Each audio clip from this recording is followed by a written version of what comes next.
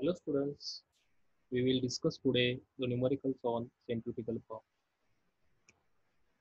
In centrifugal pump, the numericals are based on velocity triangle, minimum starting speed, pumps, series in combination, series and parallel combination, NPS set and specific speed.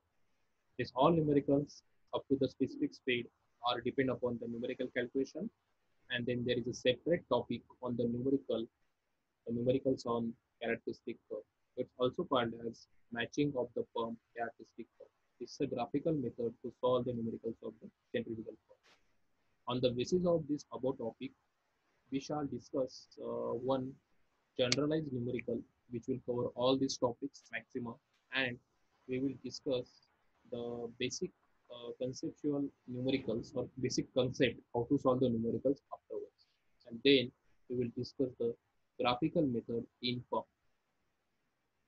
The first numerical is the three-stage centrifugal pump has an impeller diameter at outlet is 400 mm. The vane angle and width of the vane at outlet are 45 degree and 20 mm. The three-stage centrifugal pump means there are three pumps are attached in series combination. Whenever there is a three-stage, four-stage, two-stage means it is refers to that the centrifugal pumps are in series combination. So we will getting the higher head or higher manometric head at the exit of the last pump or exit of the pump system. Okay, so the three stage means three pumps are joined or attached in a series. Then it has impeller diameter at outlet 400 mm. We know that centrifugal pump is radially outward flow turbo machine. So the D2 diameter is 400 mm. The vane angle at outlet are 45 degree, means pi angle is equal to 45 degree, and width of the vane at outlet 20 mm, means B2 is 20 mm.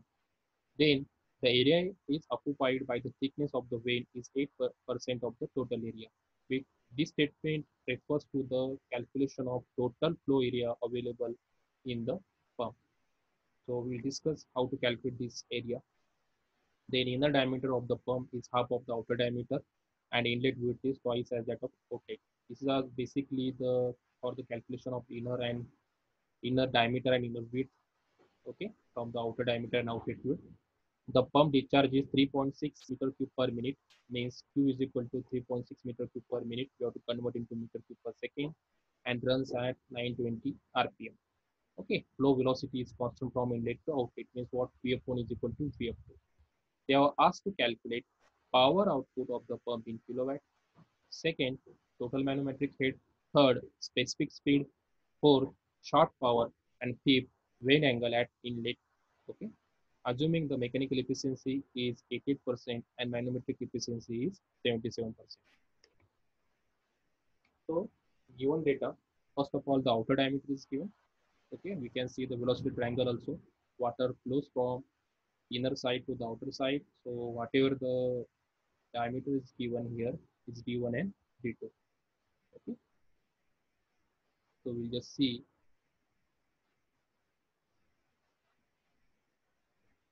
how to means there is a one section over here. So basically, this is a things. This is the inner diameter D1. Let's say we have to consider some center over here, some center over here. Then this is the inner diameter D1, and this is the outer diameter D2. Okay, so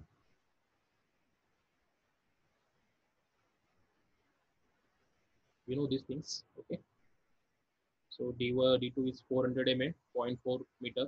B2 is 20 mm. We have converted in meter. Pi angle is given. B1 is given in terms of B2. Area blocked by the wind. 8% of flow area means 0.085 D2 P2. Okay. As width is given at outlet initially, so we have to consider this pi D2 P2 outlet area. Okay. Outer area. Then inner diameter is given D1 D2 by D1, which is the half of the outer diameter.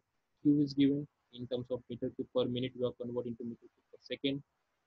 Then RPM is given. VF1 and VF2 are equal. Manometric efficiency and mechanical efficiency are also given, and we have to find out what is the power output, manometric head, specific speed, power input, and the vane angle at inlet. Okay, we'll just take it out. What we have to find out? Okay, we have to find out here shaft power and vane angle at inlet. Shaft power means it's the inlet power. Basically, the power output of the pump in kilowatt. The pump is a itself power absorbing device. Means how this comes power output. Basically, this power output stands for what is a power, water power at outlet after the discharge. The shaft power stands for power input to the pump. Okay. So first of all, you will calculate the power output in a pump kilowatt, which is stands for the water power and which is given by rho GQHM. If this there is a single stage or single centrifugal pump, this is only then rho GQHM. But there is a three-stage pump, so we have to consider this HM total. And how this HM total for three pump calculated? 3 multiplied by manometric head of a single pump. Okay, so three stage, 3 times HM. Okay, then how to calculate this HM? In centrifugal pump, the HM is basically calculated using the manometric efficiency. The manometric efficiency is given as GHM upon VW2 U2. We are having the standard formula by the definition of the manometric efficiency. If this manometric efficiency is not given, then we can have this HM by using basic formula. Okay, by using pressure head at inlet suction side. Okay, we are going to discuss that topic also afterwards, how to solve or how to calculate this HM. But right now, we have to calculate this HM by using the manometric efficiency. Okay, but in this case, to calculate the HM, manometric efficiency is given. U2 also we can calculate simply pi d2 n upon 60 because RPM is given, diameter at outlet is given. But what about this VW2? For this VW2, we have to look at the this outlet velocity triangle.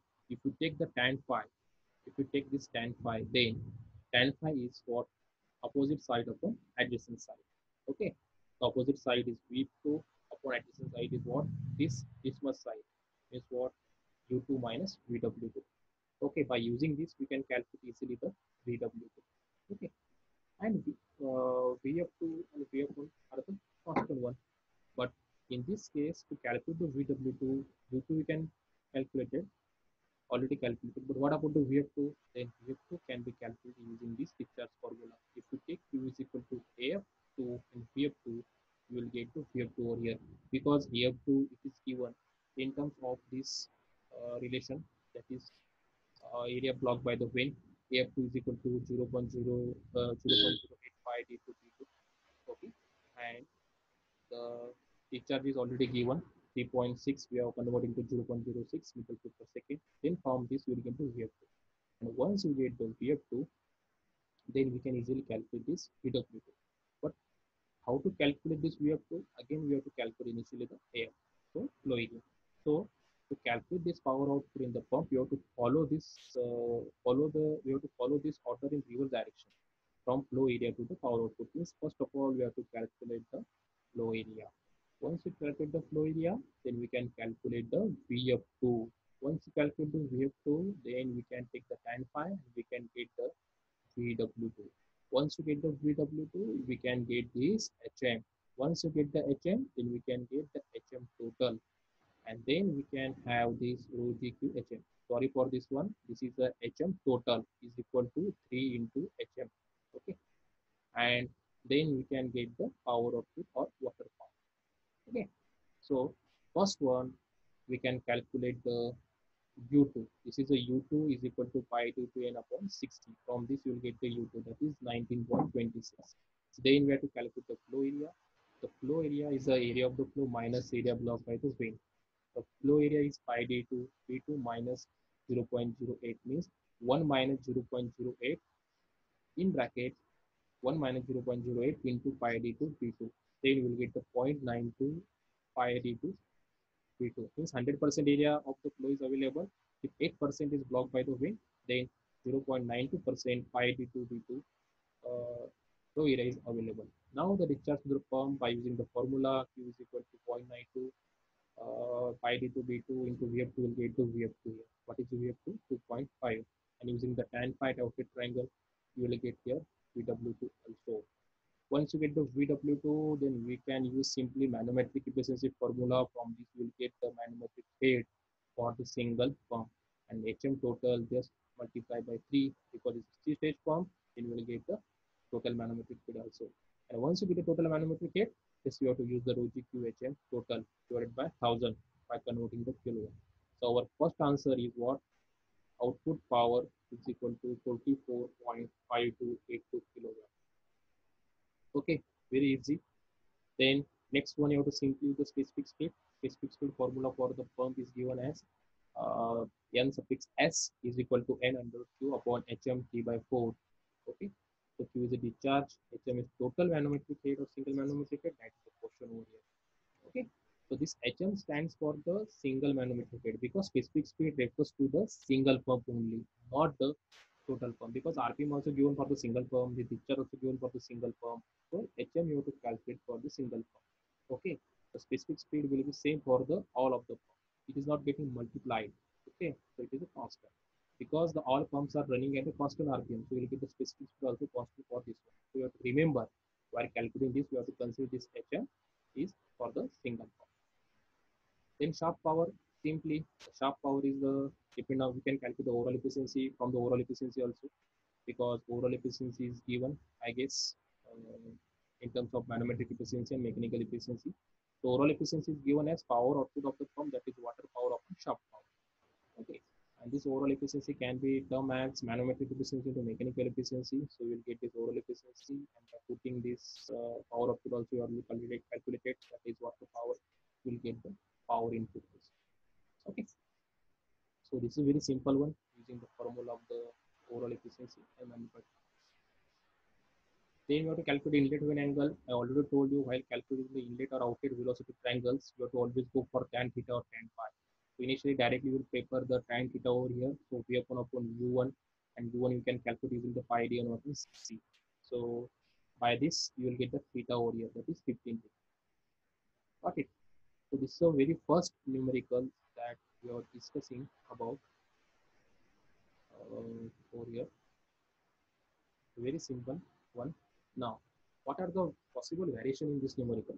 In the first numerical, variation can be depends upon this pi angle. So pi angle can be less than 90 degree. There is a pi angle maybe 90 degree, and pi is in more than 90 degree. Depending upon, we can have the first variation in the numerical. In this numerical, last numerical, we can directly someone ask to calculate the minimum starting speed also. Just by putting the values, we can easily calculate this minimum starting. The first variation depending upon the pi angle, second will be the minimum starting speed. Then we can have the pump in series and parallel also. The last numerical are in pump in series, so we have to multiply the manometric head, but someone asked to calculate the same problem using the parallel combination. But in that case, we have to just multiply the Q with respect to the each of the pump or number of pump. Okay. Then we can have the various efficiency in the pump. So we already discussed while discussing the theoretical topics. So prime mover is connected to the shaft. So shaft is then connected to the pump impeller, and then we are getting the some power. So shaft power is input power to the runner. So runner power can be termed as rho Q into VW to U2 by G, and you will get the output power in terms of the rho Q HM. And depending upon we are having the efficiencies also. If we calculating this mechanical efficiency, it must be runner power upon shaft power. If we keep taking this manometric efficiency, it is output power upon runner power, which is given as THM upon VW to U2. And if you take the overall efficiency, then it's output power upon shaft power, means final output upon initial input. Or you can also take as this n manometric, eta manometric into the eta mechanical. So on the basis of the efficiency, we are also having the different kind of numerical. In last numerical, it depends upon the overall efficiency. Someone may ask to calculate the mechanical efficiency or runner power, or someone just ask to calculate the manometric efficiency also. So next one variation is depend upon the suction head. We are already discussing means derive the equation for the static head or suction head equation. So depending upon this one also, we can have the numericals. This PV by rho g and P atmosphere by rho g may be given as in terms of some reading of the gauges. Velocity of suction head is given. Suction head we can calculate using that correlation. Okay, means Darcy-Weisbach equation is there, 4 FLV square upon T2 upon T into 2G. Okay, so from this also we can calculate this HFS. So depending upon this, we can have the numerical sum suction head. A very important topic, that is numericals on the NPSH. So similar kind of numericals can be also depend upon the NPSH. Someone is asked to calculate the NPSH, they will give this atmospheric pressure head, they will give this suction velocity, they will give suction height, they will just ask to calculate this HFS also, okay, and they will give this pressure with the pressure head also. And by using this one, we can have this particular NPSH also. So these are the basic variations in the numericals. Okay,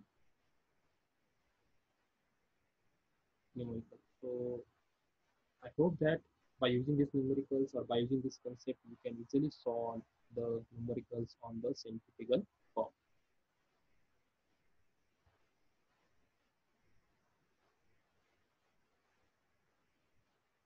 The next session is the numericals on pump characteristic curve. It's also called a matching of the pump characteristic curve. Okay, so generally, the pump manufacturer plot the head versus discharge curve in the lab test. Okay, they will just set some operating conditions and they will plot the characteristic curve at different lab operating condition, which is head versus discharge curve. But at actual conditions, which is varying from the lab operating condition, because there are the friction losses also. Okay, losses in the delivery pipe, fittings, elbows, wall pressures also at the suction side, and operating condition also getting added with the static head. Okay, so this operating condition, actual operating condition is varying from the lab operating condition.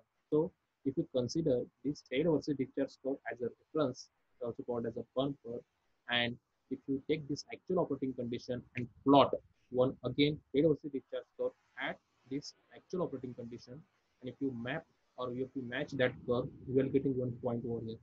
Okay, at actual condition, this HF, that is frictional is directly proportional to discharge, where HF is given as FLQ square upon 12.1 D to A raised to 5. This is the empirical correlation for the curve. Okay, so point is that we have to map or we have to match this actual system, actual pump curve supplied by the manufacturer to the actual operating condition head versus discharge curve. Okay, so the system requirement curve, user side curve, and it is user side curve, and this curve of head discharge curve at the user side, okay, at actual condition is called as a system resistance curve. Okay, so pump curve is given by the manufacturer, and system curve is need to drawn using the HQ correlation, means head versus discharge correlation at actual condition. Okay, because at actual condition this frictional head is varying with the this discharge, so that particular pump characteristic curve you have to plot. Okay, so system resistance curve. So if you see, this upper curve is for the supplied by the manufacturer, and this system curve is plotted by the user. Okay, and where this curve, two curves are meeting, is called as operating point. Okay, and this operating point indicates the point of maximum efficiency. So we need to find out this operating point every time. If it's near to the maximum efficiency, then we can accept that particular pump for our usual application or required application. Okay. Depending upon the system resistance curve, we are having the undersized pump or oversized pump. Okay. If you see the second diagram, this is a pump curve and this is system curve. Okay. And operating point somewhere here. Okay. So we can see the most of the area or this usable area is region is only this one, means we can just operate this pump whatever supplied by the manufacturer between this limiting head and discharge values, means the discharge value at this point and head versus this point. I mean, this is a very limiting condition. That's what's called as an undersized pump. Means our system required is quite height range, means we have to operate this much range, means starting from this area to this area. So operating point must be lie somewhere here, okay, towards the maximum efficiency. Then we can say this pump supplied by the manufacturer or given by the manufacturer is useful, but we cannot do it. So this pump is called as undersized pump. In oversized pump, the pump or the pump supplied by the manufacturer is quite higher side and system required on the lower side. So what is happening over here? This is not exactly meeting with the system requirement. So system requirement are the lower side and the pump is given the higher side values of 800. So it's called as the oversized pump. So by plotting the curve, we can just means we can just put the conclusion whether the pump is acceptable or not supplied by the manufacturer at actual condition. So this is very important.